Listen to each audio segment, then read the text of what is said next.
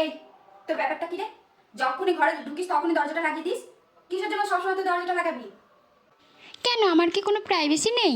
Privacy? আমরা এত লোকের মাঝে থেকে এত বড় বড় হয়ে গেলাম, আমাদের কোনো প্রাইভেসি লাগেনি, আর তোমার লাগবে? তুমি অতটাও বড় হয়ে যাওনি যে তোমাকে প্রাইভেসি দিতে হবে। যখনই ঘরে ঢুকবি ঘরটা যেন এইভাবে খোলা থাকে, মনে থাকে যেন কথাটা।